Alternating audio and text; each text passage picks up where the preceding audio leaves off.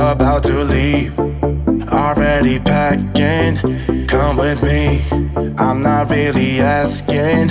We'll get away to a place where we don't know. Hi, I'm Emma from the Backpacking Family. Angkor Thom, Angkor Wat are totally misunderstood.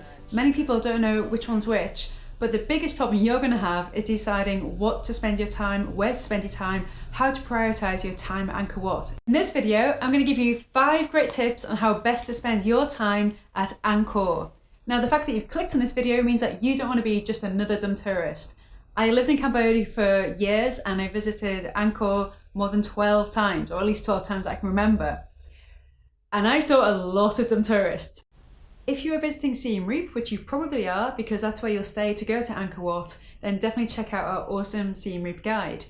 Also, the accommodation in Siem Reap is insane. It is pretty awesome. You can get some absolutely stunning luxury stuff for really cheap prices. There's also loads of really funky, original, unique hostels and guest houses. And so it's that amazing. We've actually done a video just on that as well. So make sure you check those out. In high season, things do book up quickly. There will always be some accommodation in Siem Reap because there's so much of it, but the best stuff does book up quick. So make sure you check it out and get yourself booked. How rude am I? I didn't even say welcome to our channel. Welcome! Seriously, welcome. Thank you so much for dropping by. And we are all about travel. We've been traveling for 10 years. If you haven't already hit that subscribe button, please do. We're going to keep rolling out loads of amazing videos that get you equipped to make the most of your travel, because travel is awesome. Speaking of travel being awesome, stay tuned for loads of amazing tips on Angkor. Because it's on. Ooh, ooh. Keep my fingers crossed. Oh yeah, it's on. Ooh. Oh good, you're still here. Yes, thank you.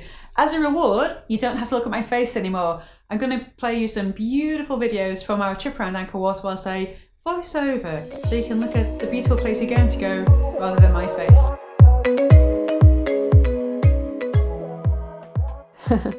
Okay, Angkor is truly one of the most stunning places on this earth that you can explore. If you're in Asia, you cannot miss it out. Knowing a bit more about this beautiful place can really help you connect with the culture, the heritage, and the local people. Most people don't know that Angkor translates to city, Wat translates to temple, and Thom translates to big. So Angkor Wat is city temple, Angkor Thom is city big, or big city. Although everyone refers to the whole site as Angkor Wat is actually only technically that one big famous temple inside the moat. Angkor Thom is a greater walled city that includes Bayon, a few other temples, and those beautiful gateways.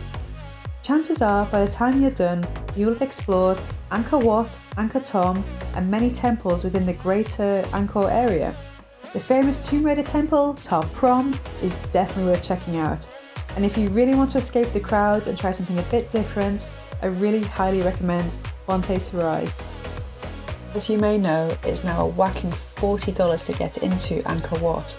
That's a lot of money. So I want to make sure that you can make the most of your time and your ticket. Tip number 1, buy your ticket the day before. Most people don't know this, but a one-day ticket can be bought and used for the sunset before the main day of issue. So you can enjoy a sunset in 2 different places, or just enjoy the sunset on one day and then have a less intense day the following day. This is great if you have little ones, or if you just don't want a horrendously long, sweaty, dusk till dawn slog all in one day. I have to admit, on my first trip to Angkor Wat, I was all about ticking off as many temples as I could, and it just became hard work. Which brings me to tip number 2. Tip number 2. Pace yourself. I would strongly suggest picking out a few temples that you really want to see, and not just racing around ticking off all the temples. You won't be able to remember them by this time next year. I honestly can't remember half the temples I've been to. I do remember making the day a bit more difficult by trying to squeeze too many in. So I would recommend picking out a few iconic temples that you really want to see, and then a few less famous, slightly more remote ones that you like the look of. Set a reasonable pace and don't get templed out. Tip number 3. Wear bright colours.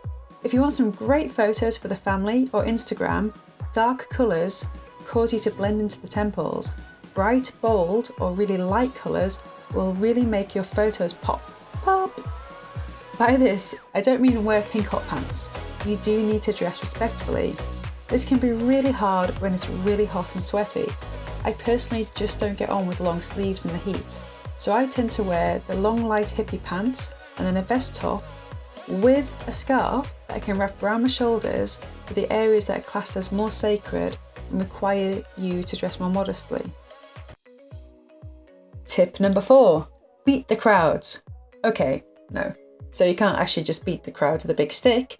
That would work, but actually no, that would get you kicked out. Beating the crowds is really tricky. Over the years, I've seen more and more people visiting Angkor Wat. The biggest increase in tourism, though, is from Chinese and Koreans. Now they tend to join bigger organised groups, which means that they go to all the same places at similar times. So, if you work around this, you can get to temples at certain times where you get them to yourself. One way is to pick the less famous temples and explore them early in the day. There are many guides on site who you can barter with and agree a great price, who can then give you a heads up on what's trending at what times. Of course you want to see the iconic temples too. Angkor Wat actually has 4 beautiful entrances, and yet, really, you only see people going through one of them. Now, I said I would share my personal favourite secret little tip with you. Here it is. Head to the far south entrance of Angkor Wat, either as the sun is rising or just after. The lighting is beautiful, and every time I've been there, every time I've done it, I've had it to myself. There you go, it's out there. Tip number 5, plan the key times.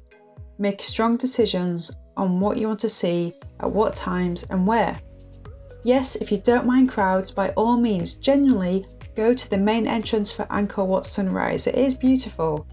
And then there's Bakhang Mountain Temple for the sunset. That is beautiful too, but it is packed with people. If you're prepared for that, that's fine. Maybe just try and get there a bit earlier so you can fix a good spot for yourself. If, however, you would like a more peaceful, less touristy experience, head somewhere else during these key times. Some places you can even get to yourself during the key times. The east-facing gate of Angkor Thom is beautiful as the sun comes up. Bayon is often empty at 7:30, yet crawling only an hour later. And the East Baray Lake is the most peaceful, beautiful place we have ever enjoyed sunset. Well, there you go. I get a real rush out of helping other people travel because I love it so crazily much. So if you made it this far, surely that's worth the subscribe. And if you have already, thank you. I'm sorry to bang on about it. It's just we're a little bit excited about being a new channel and finally getting our videos out there to help you guys. So thank you. Also, if you like it, do this, but on digital, do this. Please do like it and let us know. If you don't like it, tell us that too, but please say it nicely. Oh, and like I said, there is loads of amazing accommodation in Siem Reap. You won't actually believe what you can get for your money. Beautiful, unique, stylish, super Asian, super modern, super amazing. Seriously, check it out and get booked up early because these things, the best ones do go early. You won't believe what you get for your money. It's amazing, it really is. And finally, she's nearly finished.